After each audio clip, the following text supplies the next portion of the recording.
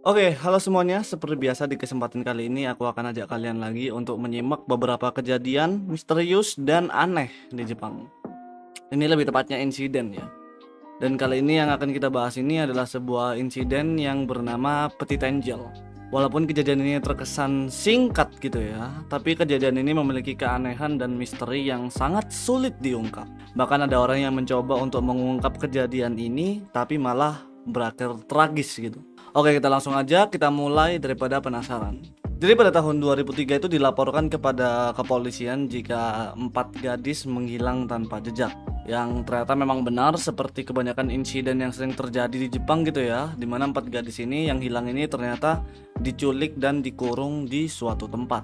Pelaku dari kejadian ini tuh bernama Kotaro Yoshizato, yang saat itu memang dia ini menjalankan sebuah bisnis ilegal, yaitu bisnis panas-panas gitu ya, tentang gadis-gadis muda di Jepang. Jadi ada banyak macam juga model-model bisnisnya, itu seperti karaoke, penjualan foto dan video, bisnis kencan dan lain-lain. Yang intinya basis bisnisnya ini tuh dilakukan oleh gadis-gadis muda gitu.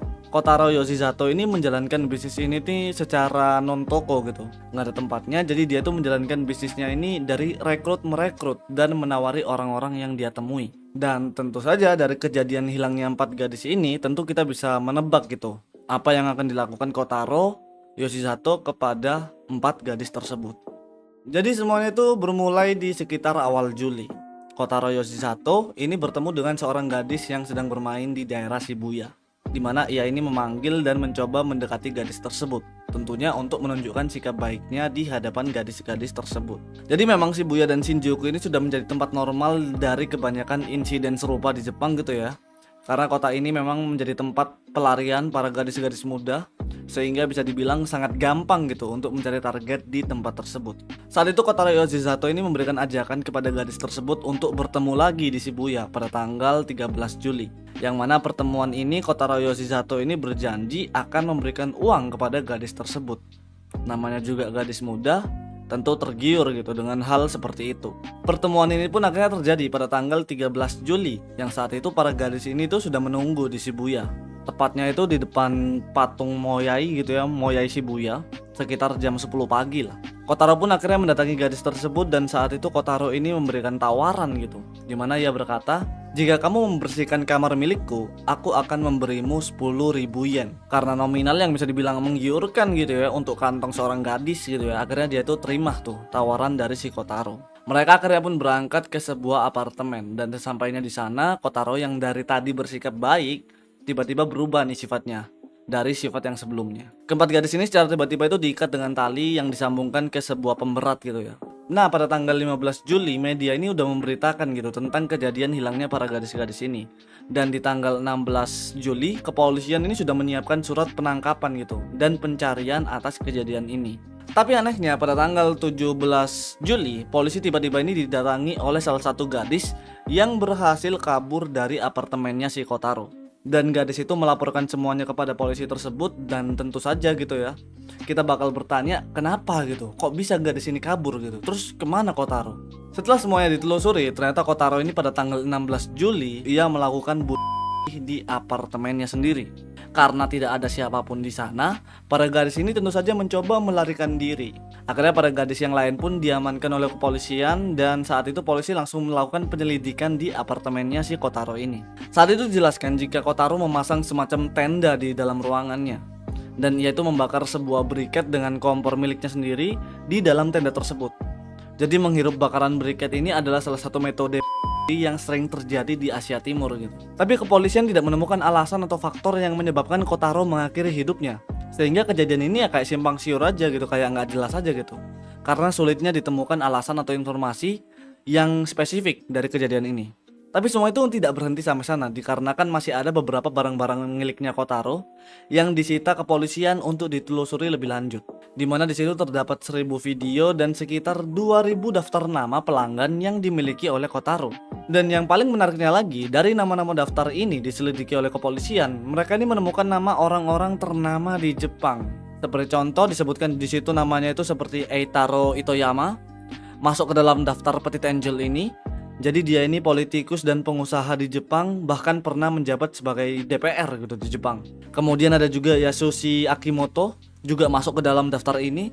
Jadi dia ini terkenal di dalam dunia idol, di mana dia ini umumnya dikenal sebagai produser idol gitu ya. Contohnya seperti AKB48. Bahkan orang ini juga terkenal karena mendebutkan JKT48 gitu kalau di Indonesia. Bahkan dalam daftar tersebut juga disebutkan nama Pangeran Fumihito, yang tentu saja kita semua tahu jika dia adalah anggota kekeluargaan Kekaisaran Jepang. Dan masih banyak lagi. Nah, semua hal ini membuat banyak spekulasi gitu. Bisa saja Kotaro mengakhiri hidupnya untuk menutupi seluk-beluk dari Petit Angel ini. Karena dirumorkan jika Petit Angel ini terhubung ke banyak pihak secara rumor. Jadi Petit Angel itu secara rumor dia tuh digerakkan oleh banyak orang tapi nggak terlihat. Dan banyak elit-elitnya gitu lah. Tapi ada juga yang menyebutkan jika nama-nama daftar itu sebenarnya itu dipalsukan gitu. Jadi tidak ada hubungannya dengan orang-orang ternama yang udah kita sebut tadi gitu. Oke, dari sini kita semuanya anggap aja gitu ya. Kita semua ini sepakat jika nama-nama daftar ini tadi itu dipalsukan.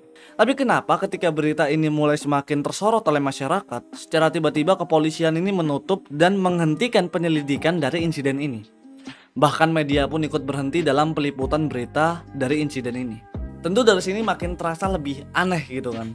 Bahkan ketika rapat DPR yang dilakukan pada tanggal 18 Juli 2003, kejadian ini tuh sempat disinggung gitu. Dan saat itu salah satu politisi bernama Shoji Konoike mengatakan, saya nggak tahu gitu, apakah keempat gadis ini tuh pelaku atau korban. Kata-kata yang dia ucap itu memberikan sebuah gambaran seakan-akan kejadian ini tuh tindakan dari keempat gadis tersebut gitu. Padahal udah jelas gadis-gadis ini kan korban gitu kan. Bahkan ucapannya ini tadi membuat dirinya itu diinterogasi oleh seorang ketua politisi bernama Takao Fuji. Hal itu makin membuat masyarakat ini banyak yang merasa jika Petit Angel ini tadi adalah sebuah dunia gelap yang dimainkan oleh politisi secara nggak terlihat. Nah, dari semua yang udah kita sebutkan tadi, disinilah baru ini muncul seseorang bernama Satoru Someya. Dia ini profesor universitas dan juga seorang jurnalis. Dia ini bisa dibilang penulis lepas gitu ya, yang kegiatan menulisnya itu berspesialis tentang mengungkap sisi gelap dari Jepang. Bahkan dalam kegiatan menulisnya tentang sisi gelap itu, dia itu selalu menggunakan nama samaran yaitu dengan nama Kashiwabara Kuragaki. Ketika insiden ini terjadi, Someya ini menerbitkan sebuah buku bernama Kabukicho Underground, yang mana dijelaskan jika kejadian ini nih juga melibatkan mafia Cina dan politisi Cina. Someya pun juga gak berhenti sampai sana gitu, dimana dia ini terus menerus untuk mengungkap lebih jauh kebenaran dari Petit Angel. Dan saat itu dia ini sering bercerita kepada orang dekatnya jika tindakan yang dia bawakan atau yang dia lakukan ini akan membawakan resiko yang sangat besar, bahkan membahayakan dirinya sendiri. Dan benar saja, setelah 2 bulan mengejar kebenaran dari Petit Angel, Someya ditemukan meninggal di Teluk Tokyo dengan keadaan terikat rantai dan terdapat beberapa luka pisau di tubuhnya. Dan tentu semua ini memberikan tanda jika hal ini dilakukan untuk menghilangkan jejak dari insiden Petit Angel. Tapi yang paling anehnya itu kepolisian tidak bisa menemukan siapa pelaku yang menyebabkan meninggalnya Someya. Dan kepolisian saat itu sempat memberikan sebuah statement jika apa yang terjadi kepada Someya adalah hal umum yang sering terjadi di daerah tersebut. Jadi dianggapnya kayak masalah biasa gitu. Makin kelihatan gitu kan kalau banyak banget pion-pion yang bermain juga gitu. Tapi pada akhirnya beberapa tersangka pun akhirnya ditangkap gitu ya. Tapi jika dijelaskan, yang ditangkap ini bukanlah pelaku utamanya, melainkan orang-orang yang hanya sekedar terlibat kecil gitu dari penculikannya si Someya. Dan dari semua ini tidak ada yang bisa menemukan lagi kebenarannya secara terbukti gitu. Pada akhirnya ini hanya menjadi sebuah kisah yang hilang dan dilupakan aja. Jadi sampai sekarang masih menjadi sebuah misteri ganda gitu ya, dari semua hal yang terjadi di insiden Petit Angel. Bahkan informasi pun juga gak banyak dari insiden ini, karena memang media pada saat itu banyak yang gak berperan gitu, banyak yang gak meliput. Nah, dari semua ini yang udah aku ceritakan, gimana menurut kalian sendiri nih? Kalian pastinya punya pendapat dan opini yang menarik, jadi langsung aja tulis di komentar. Oke, sekian dulu yang bisa aku bawakan kali ini, sampai bertemu di kesempatan lainnya, bye bye.